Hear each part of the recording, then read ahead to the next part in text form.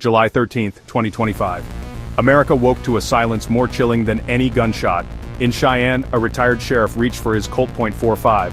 Gone. In Chicago, a woman opened her gun safe. Empty. Across the nation, millions discovered the same. Every firearm vanished. No break-ins, no alarms. Safes locked, but hollow. Police evidence lockers, military armories stripped bare. It was as if the laws of physics had been rewritten overnight.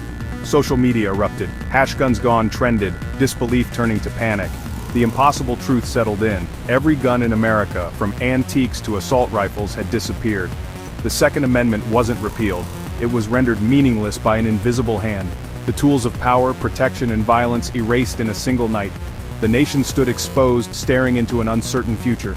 This was no theft, it was a transformation. The great vanishing had occurred, and America would never be the same. The silence was not peace. It was the sound of a country unarmed. In that moment, the American identity was thrown into chaos. The question was no longer who took the guns, but what would happen next. The world watched, stunned. The age of the gun was over. What would rise in its place? To grasp the shock, you must understand America before the vanishing. Guns weren't just tools. They were symbols, birthrights woven into the nation's DNA. From hunting lodges to city ranges, firearms shaped identity, politics, and community. Gun shows were social events, the industry, a political powerhouse. The debate was endless: protection versus danger, freedom versus fear. Tragedies like Columbine and Sandy Hook haunted the national psyche. For some, guns meant safety. For others, terror. Their sudden absence was more than loss.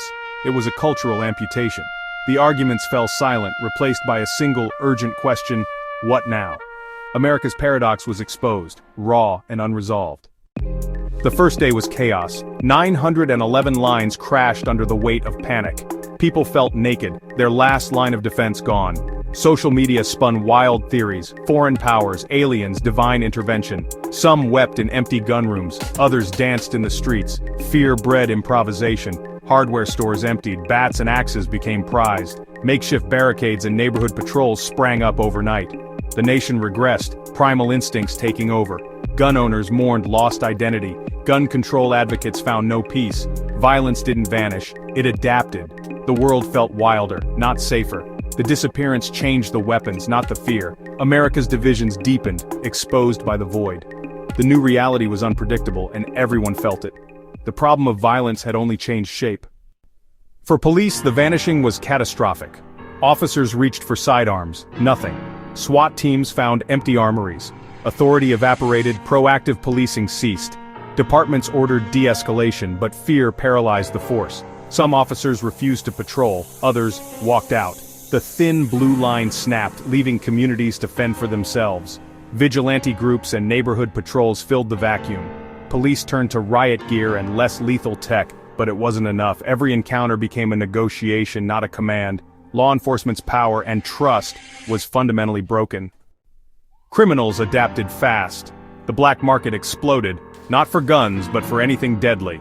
Workshops churned out crossbows, blades, and improvised weapons. Smuggling routes shifted to knives and crossbows from abroad.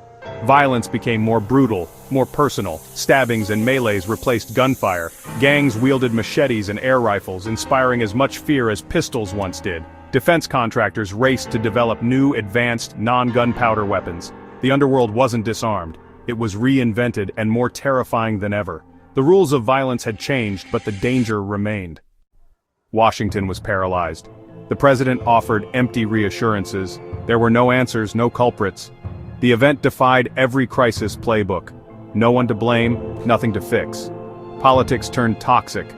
One side blamed foreign enemies, the other called it divine intervention. Protests and counter-protests erupted, unity nowhere in sight. Congress gridlocked, unable to fund new law enforcement tools. Hearings became political theater, not solutions. States begged for help, the federal government floundered. Public fear deepened as leadership failed. The nation's protectors were as lost as its people. Months later, panic faded into a strange new normal. Home security boomed. Dogs became prized protectors. Public spaces felt both safer and more vulnerable. The gun-toting individualist became a relic. Rural America mourned a way of life. Movements for rearming and even secession gained traction. Globally, America's power and mystique diminished. Homicide by firearm vanished, but violence grew more intimate and brutal. Mass shootings ended, but fear persisted. The gun was never the root, just the tool. America faced its true demons: anger, division, despair. The question lingered: was this a blessing or a curse? The guns were gone, but unity and peace remained elusive. The search for a new identity had only begun. Thanks for watching. Like and subscribe for more videos like this.